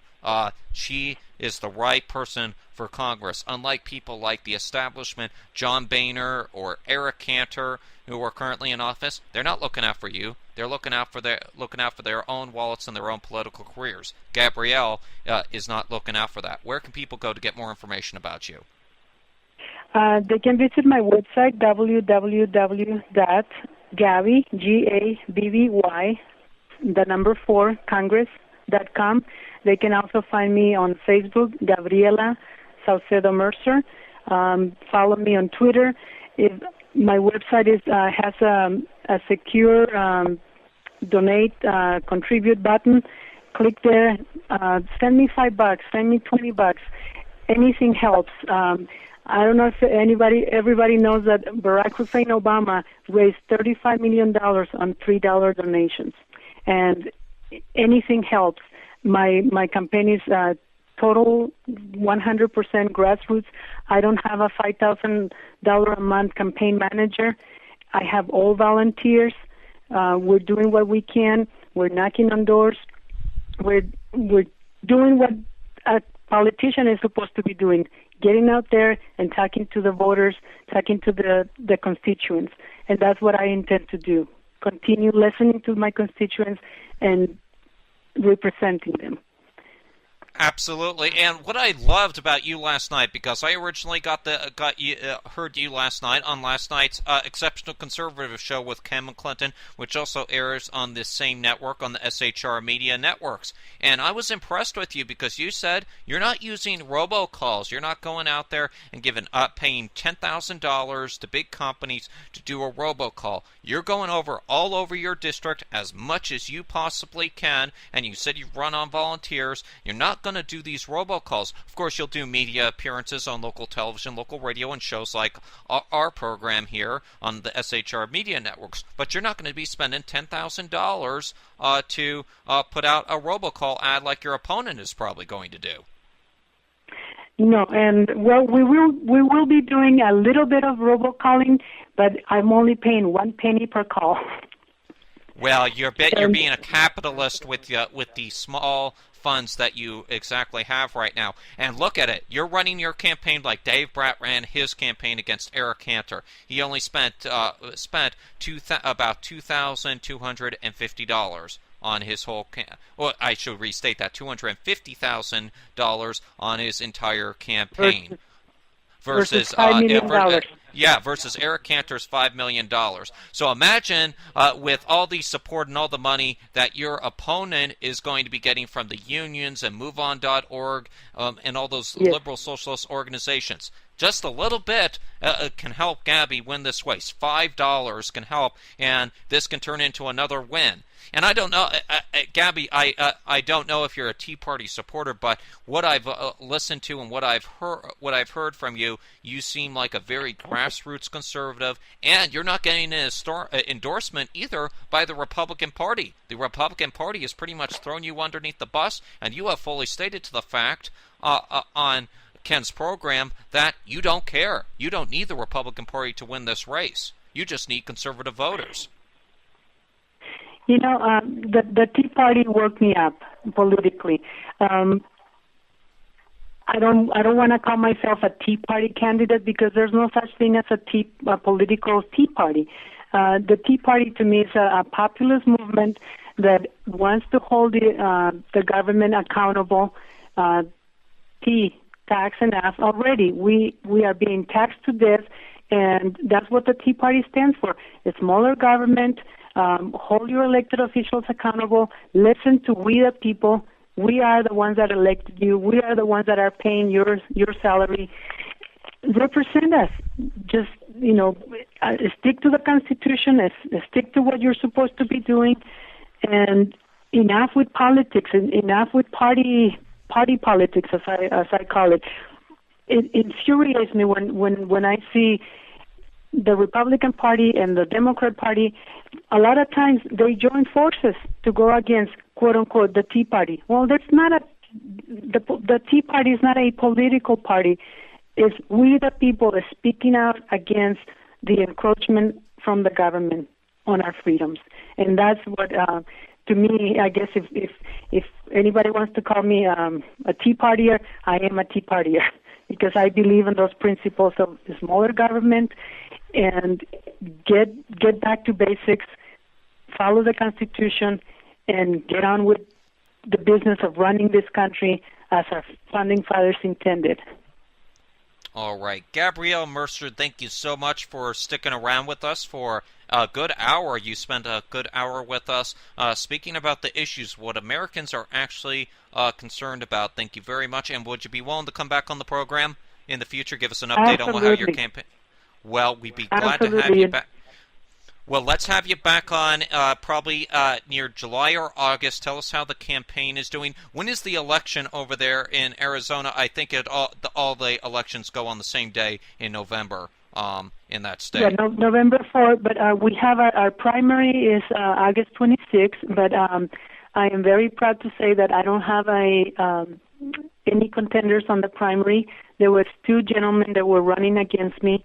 They didn't do their work, and they did not qualify to be on the ballot. So you're running unopposed. So you're running unopposed. Yes, so I don't have to spend any money on the primary. Thank God. So it is going to be Gabby Saucedo Mercer against Raul Grijalva. And that should be a very interesting race. And it's not like he can throw racial comments at you either. You both are. Have the same race issue, so what he has brought out in the past, he can't exactly bring race into this supposed campaign race here in Arizona. Oh, he already did. I am a racist. I'm a Tea Partier. I'm a lunatic. Oh yes, he already attacked me on that front because I have the guts to speak against the threats of Islam. And I simply because I failed to say Islamic terrorists, I said Middle Easterners, and because I did not include the quote unquote terrorist or Islamic fundamentalist, I was labeled as a racist. It was fun. I got death threats from CARE. Yeah, he turned me over. Well, when you know you're getting death threats from the likes of CARE, you know you are doing well in your campaign if you're doing that, and people are going to catch on with that for sure. You know what? He just didn't like that you were like any of the establishment Republicans. He's just now scared because he now knows he can probably be beat, and he's not messing with an establishment person. He knows he's dealing with a real conservative. So I think he's using scare tactics and fear tactics to try to scare you, and you're taking it quite well. Most candidates would be saying, "Oh no, I'm not a racist," and they'd be panicking and trying to take it back. No, you stick to your guns, Gabriella, and you keep doing what you're doing over there. And I assure you, you will probably win in November. God forbid if there is not any voter fraud in the state of Arizona. I know we've had to deal with voter fraud here in the state of California just when it came to primary elections and previous presidential elections. No, we have that too here, and it's unbelievable. But we'll save that for another segment.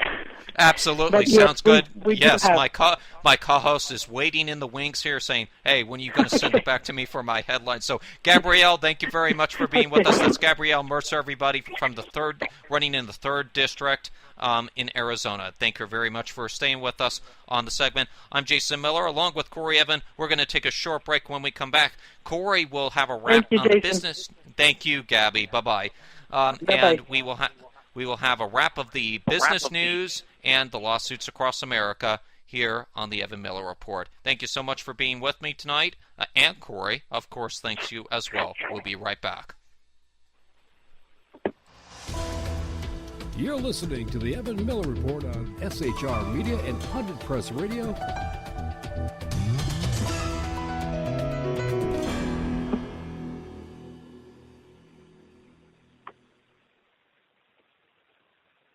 Darcy here grew up riding horses. I'm a cowgirl. A tough cowgirl, battling a rare inoperable brain tumor.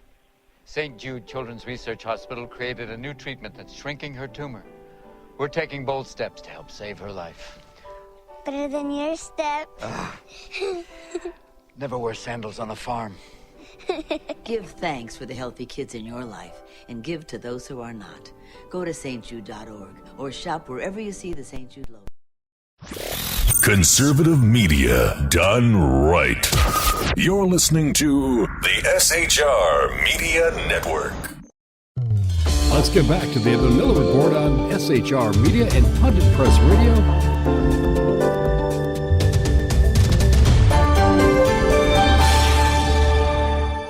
And welcome back to the Evan Miller Report. Jason Miller here with you, along with Corey Evan, up in our Los Angeles newsroom today. Corey, you still with us? Hello, how are you doing, folks?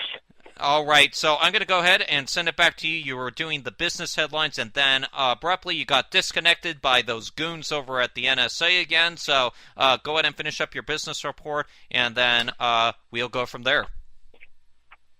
All right, thank you very much. And we got to get you into a Spanish class one of these times. Anyway, as I was saying before, I was rudely interrupted by the folks Edward Snowden exposed.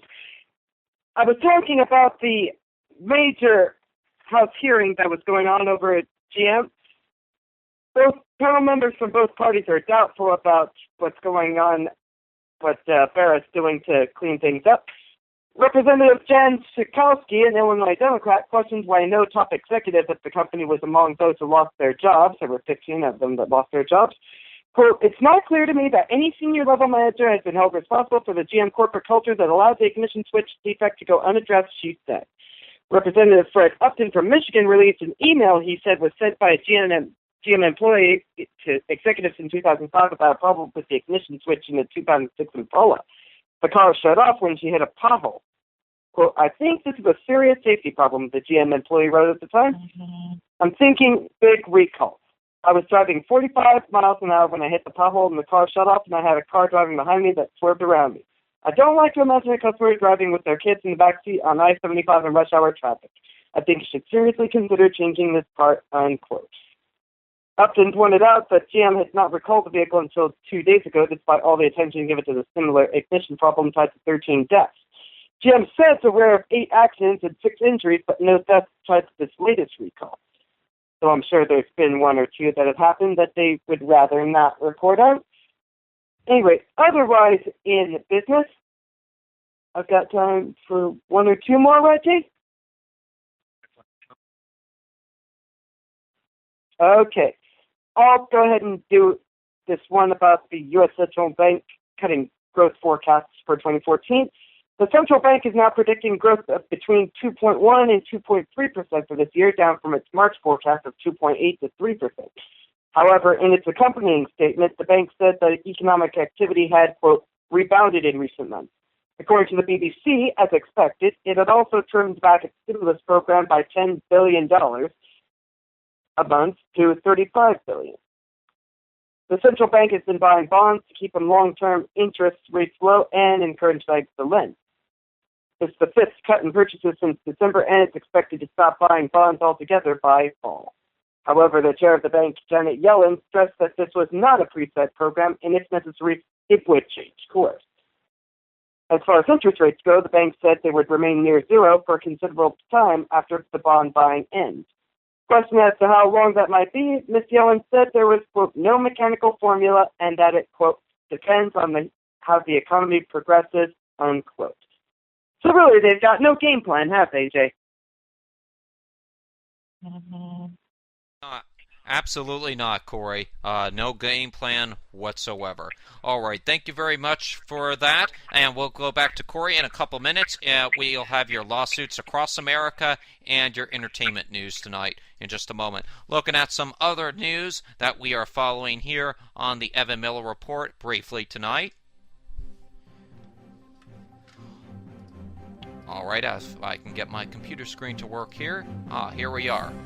And as Corey mentioned the IMF this evening, the IMF has warned that Argentina's legal defeat in its fight against hedge fund investors may have wider implications. On Monday, a U.S. Supreme Court ruling sided with bondholders demanding Argentina pay them $1.3 billion. The IMF said it was concerned about broader systematic implications. Canada has conditionally approved a pipeline to bring oil from the Alberta oil sands to the country's Pacific coast over heavy criticism.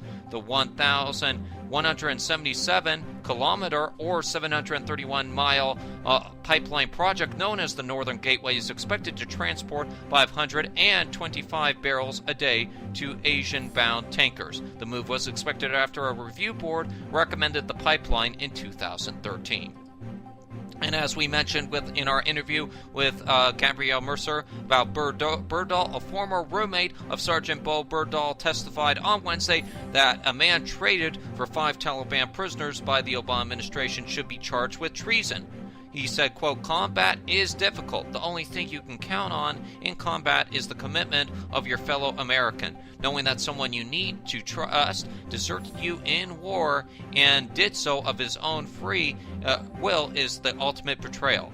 Bal Berdahl should not be characterized as serving with honor and distinction. Any armed service member who violates UCMJ or the Uniform Code of Military Justice should get punished. Berdahl should not be an exception. If Berdahl hadn't deserted us, he would have never been held in captivity.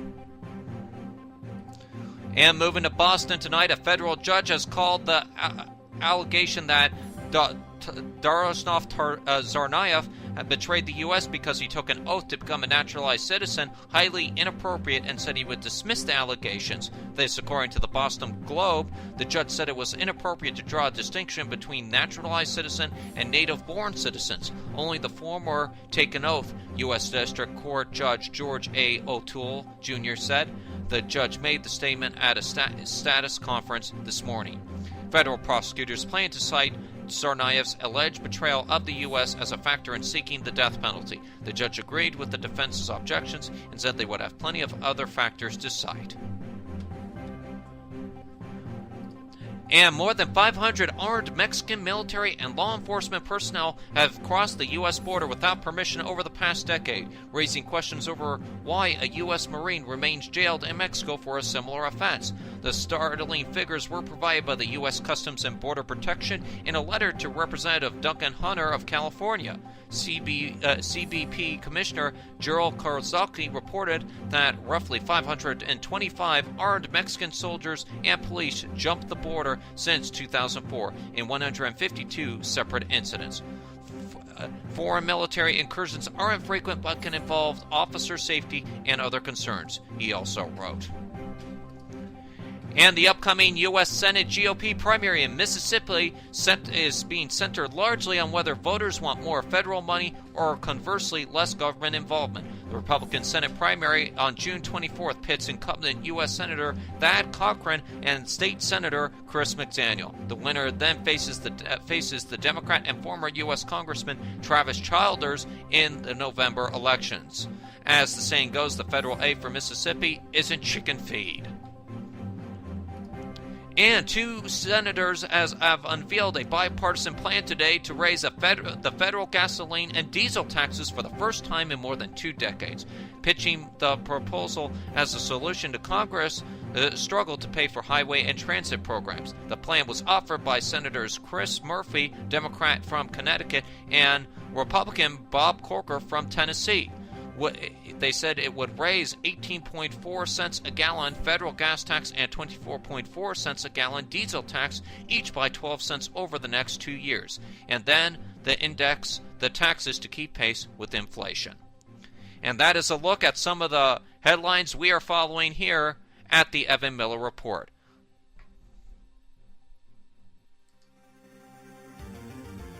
And now it's time for lawsuits across America. The cases are real. All rise for the Honorable Corey Evans. And now it's time for Lawsuits Across America. Let's send it over to Corey Evans. All right, stand by, Corey. Just a moment. All right, Corey, I think we have you. Let's try that again. Oh, sorry. One button away from success, I was.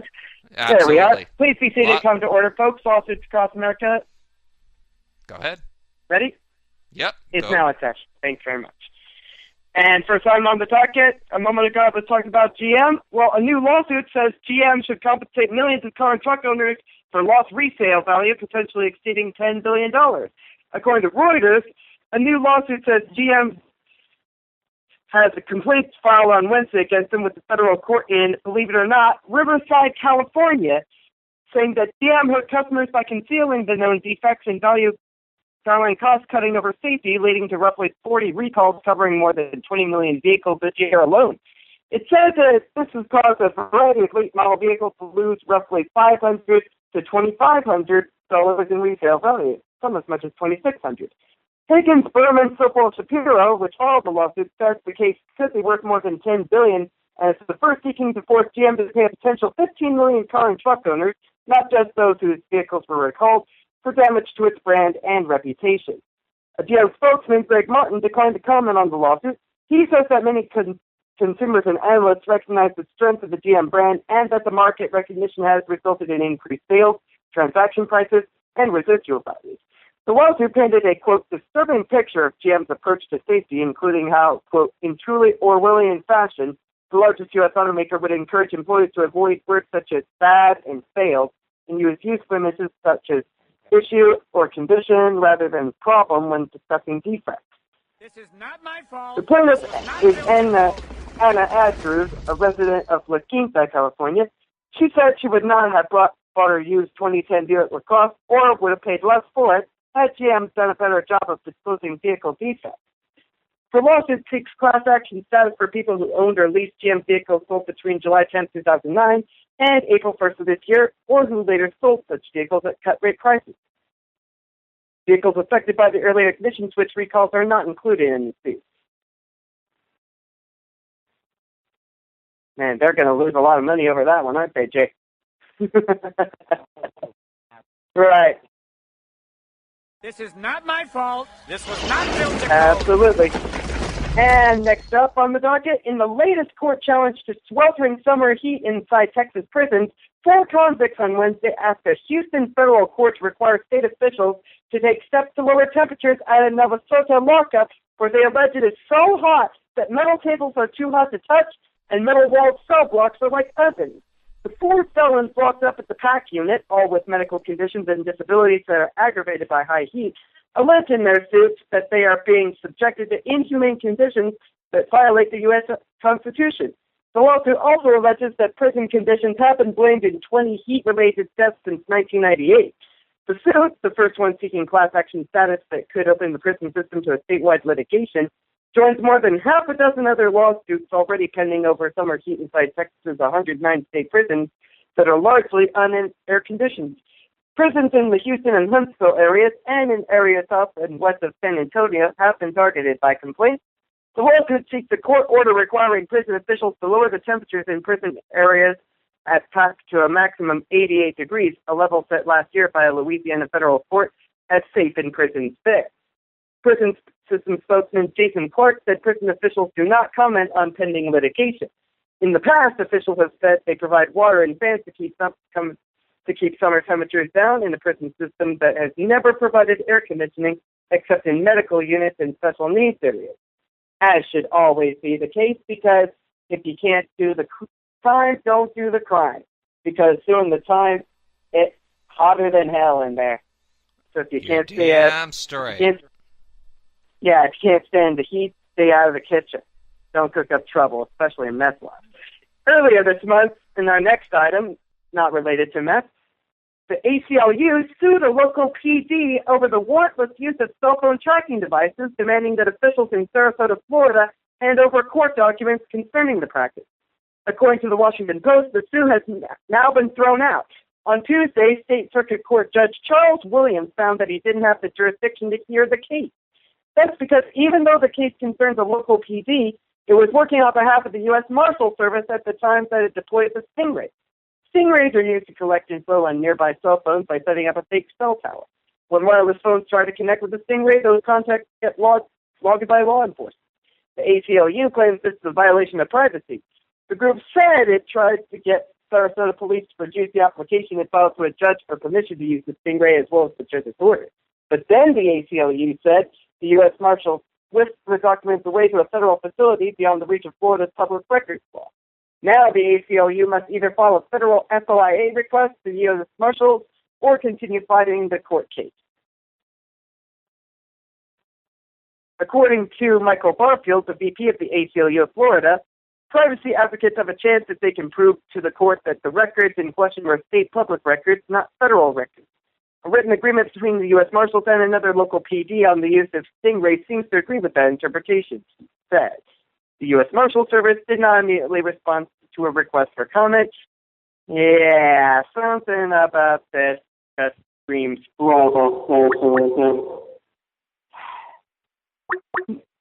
I've got two more. Caller calling in, and I believe we have him now. Oops. And I think we got Ken McClinton here from the Exceptional Conservative Show. Tell us what's coming up tonight. Evening, Ken. Good evening, sir. Thank you so much for honoring my my place on your show this evening. Listen, we have a very special guest. Raynard Jackson's coming on tonight. Raynard Jackson is a tremendous columnist in Washington. His stuff is read all over the world, and he is a great urban conservative, or at least an urban Republican, not as conservative as me. And we're on tonight, and we're going to be talking about the current events, and in addition to that, a writing that he recently put together talking about Dave Bratt's victory, and whether the Republican Party has grown from that or has learned anything from Dave Bratt's victory. Wow, sounds like a great program. Of course, we had Gabrielle Mercer on our program earlier. Another great candidate. Wow. Yes, and we ended up speaking to her for an hour at length. Great interview for that Evan Miller Report tonight. on that candidate. And, of course, her opponent, Raul Gorez, has already said that she is a racist. So, very Then I'm a racist, too. We're all racist. There you Yep, so... And Corey Evan is here too, and he certainly knows when it comes to racism here in America, it's usually the Socialist Democratic side that usually does it. Isn't that right, Corey? Yep, absolutely correct. So, Ken, we look forward to what's coming up on the program at 9 Eastern, 6 Pacific here on the SHR Media Networks. Also available on Pundit Press Live and certain BTR affiliates, which is our former affiliation, but they're not an affiliate anymore since they like dropping your calls on our news segment on Friday. Exactly. Well, thank you all so much. I look forward to a great conversation, and congratulations on the interview with Gabriella Mercer. I'm going to talk about her tonight with Raynard Jackson and why the GOP isn't making good outreach here. Oh, it certainly is, and I look forward to joining you, of course, at 10 Eastern, 7 Pacific on the Exceptional Conservative Show tonight for a review of the news of the day. Excellent. See you then. See you then. Thank you, Ken. That's Ken McClendon, everybody, from the Exceptional Conservative Show. Join him right after our program here on the SHR Media Networks. And Corey, Ken, just a great guy, and always has some great interviews at night, doesn't he? All right, do we still have Corey Evan? I hope we do. I hope we did. So I declare today's lawsuits across America case dismissed because it looks like we're running low on time. Absolutely. So we're going to pause for station identification. Right, let's take care of that right now. All right. Let's go ahead and pause for station identification here on the SHR Media Networks. Conservative media done right. You're listening to the SHR Media Network. All right, and now for the entertainment news. Let's go ahead and send it over to Mr. Corey Evan, unless you have another segment to do before that. Nope, I'm fine. As I always like to say, prepare more for your show than you need, and I prepared more than I needed, so be it. Anyway, Absolutely. In my entertainment news today, an American icon is being tapped for a Mark Twain Prize. U.S. comedian Jay Leno, believe it or not, he will receive this year's Mark Twain Prize for American Humor from the John F. Kennedy Center for the Performing Arts. The center announced on Wednesday. Leno, who ended his 22-year run as the host of NBC's Tonight Show in February, will receive the award during a gala performance at the Kennedy Center in Washington, D.C. on October 19th. The Kennedy Center created the award in 1998 to recognize comedians who have had, quote, an impact on American society, similar to that of Mark Twain, the 19th century satirist and author of novels including The Adventures of Huckleberry Finn. What an honor, Leno said in a statement which he jokingly pretended to confuse Twain with the British novelist Charles Dickens. So I'm a big fan of Mark Twain. In fact, A Tale of Two Cities is one of my favorite books. Yeah, that says everything right there about this. Yeah, moving on from awards to being handed a big penalty. Actor Michael Chase got slumped over and silent in a yellow jail uniform today after pleading not guilty to murdering his wife April Chase last night. He hung his head and didn't object when the judge forbid any contact with the two young sons who were in the family's house when he allegedly shot their mom. The judge's protective order prohibits Chase from calling or writing to his minor sons, Caleb and Nehemiah, while he's in custody. If Chase eventually makes bail, he must be at least 100 yards away from the boys. Quote, Mr. Chase is constantly thinking about the well-being of his children. He's praying for them. Everything is about his concern for his children, Chase's lead lawyer, Jason Osias, told the New York Daily News after the arraignment. Best known for playing a cop on the FX drama The Shield, Chase was given an August 1st date for his preliminary hearing. His lawyers were ordered to return without him on July 15th for a status hearing. Chase was arrested May 19th and formally charged with murder 3 days later. His wife, April, was found dead with multiple gunshot wounds in a hallway at their LA house after the veteran actor reportedly called 911 and admitted that he was the culprit. Police said the most motive appeared to be domestic violence. Well, if you made a 911 call saying that you're the culprit, you can't exactly say you're not guilty in court now, can you? And you know who else is guilty? Is it? Yes. Justin Bieber, of course. According to TMZ, Selena Gomez had a rager at her house Tuesday night, and it got so out of hand that the cops were called. Law enforcement sources, told TMZ Selena's Hidden Hills, California neighbors were so ticked off with the loud noise coming from her house at 11:30, they called police. The cops responded and warned Selena and company to turn down the volume or else. Sources connected with Selena and her family tell us the singer has told her kinfolk she's back with the Bieber because he's cleaned up his act. Yeah, right. About that. But they don't think it's coincidental at all that in the last few days she spent a late night at a Hollywood club with Bieber and had an out-of-control party on a Tuesday night. Selena made it seem like a chill evening, posting a photo on her Instagram with the caption, quote, "Tacos, live music, and candles. Such a beautiful night with beautiful people. Thanks a lot for spoiling my Taco Tuesday." Absolutely, and thanks for interrupting our entertainment parade. What a load of Bieber. Yeah, and you know what makes it all worse? According that? to ABC News, TV personality Kim Kardashian attended USC's Shoah Foundation's 20th anniversary gala at the Hyatt Regency Center to announce her new video game. Wonderful. I know.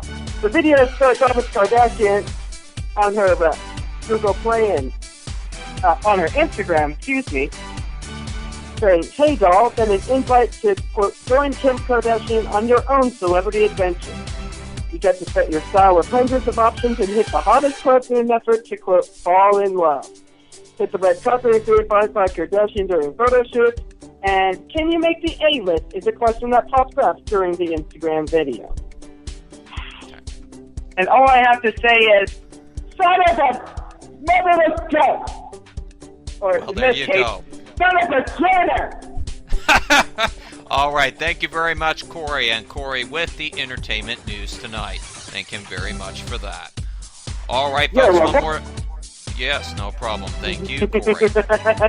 All right, and one more story before we get out of here tonight.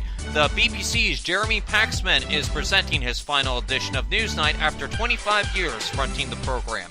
The broadcaster announced in April he was leaving the show, saying he wanted to go to bed at much the same time as most people. During his tenure, the 63-year-old earned a reputation as one of the most fearless and feared interviewers in Britain. The last edition includes Paxman interviewing London Mayor Boris Johnson while on a tandem bicycle. The pair are longtime sparring partners and share a colorful history of Newsnight interviews. The mayor once offered to be Paxman's campaign manager if he ever stood for a leader of the Conservative Party. The BBC said the journalist had decided to leave the BBC Two program last summer, but generously agreed to stay to help the show through a difficult period. In 2012, Newsnight hit the headlines after news of its decision not to run an item linking Jimmy Savile with child abuse was made public. Later that year, a report on the program led to the Conservative peer Lord McFine being wrongly implicated in a child sex abuse allegations. Editor Peter Rippon left his post and was replaced by former Guardian newspaper deputy editor Ian Cass last year. Paxman will continue to front BBC Two's Quiz University Challenge and other documentary programs. All right, folks, and that does it for us on the Evan Miller Report for this Wednesday, June the 18th. I'm Jason Miller. And I'm Corey Evan.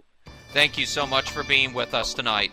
For all of us here at the Evan Miller Report, have a great night. The Exceptional Conservative Show is next on the SHR Media Networks. Thank you so much for being with us, and we'll talk to you tomorrow. Good night, everybody.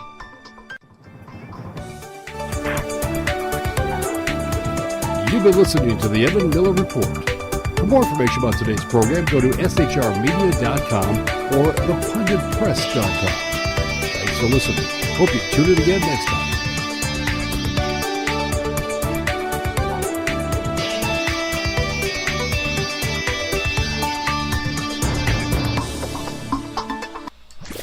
Conservative media done right. You're listening to the SHR Media Network.